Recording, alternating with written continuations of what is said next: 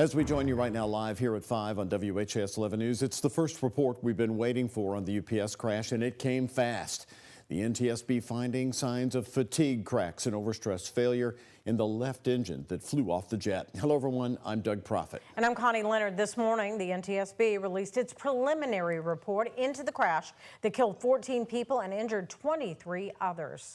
Take a close look here. The stunning new photos released today by the NTSB in the report. The jet isn't fully off the runway yet on Tuesday, November 4th, when that left engine and its pylon connection lifts off the wing and into the air above it, and it's on fire. And that's just one major new detail in this first report, which is not the final investigation again. That could be a year away. We also learned a fact about how high the jet was actually able to climb. WHAS 11 Focus reporter Travis Breeze has been following the investigation closely. And Travis is joining us right now. And Travis, it's really clear even more now after reading through this report that this flight crew had no ability to abort this flight, but really to follow the procedure, which was to take off. I think we knew that whatever happened to the left engine and the pylon happened very far down the runway, but these photos show today now that it was not until the moment that that plane tipped upwards that the left engine and the pylon departed the left wing. We now know that that is majorly because of a crack on the aft mount of the left pylon. The NTSB released frame-by-frame screenshots of the final moments of takeoff. The report says the taxi and takeoff were normal until the plane rotated or pointed up. In picture 2, you can see the left engine and pylon pointed up. By photos 3 and 4, the engine is completely airborne, separate from the plane, and on fire.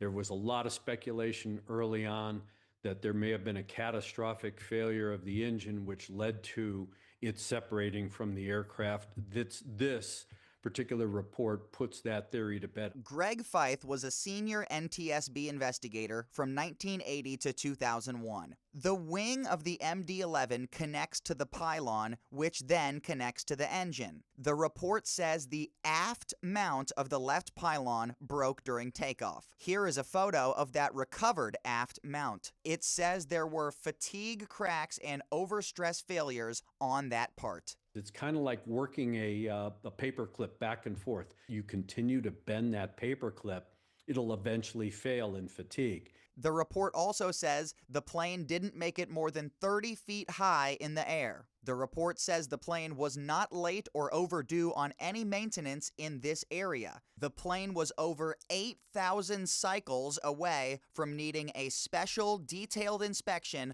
of the left pylon. It was nowhere near those inspections.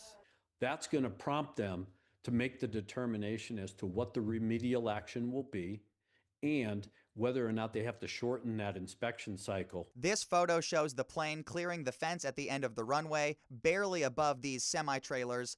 In this photo obtained by WHAS 11, you can see the left landing gear scraped the top of this UPS Supply Chain Solutions building. Do you think if the landing gear didn't strike the building, it could have flown a decent distance? There is a high probability that the airplane would have continued to fly, but again, there were other high-level obstructions further down that flight path. So, Travis, this is the 12-page report obtained today. They put it out right at 11 a.m. As you heard more of the evidence today, the age of the plane is 34 years old, but is the age as important as the number of flying hours? There's a distinction there.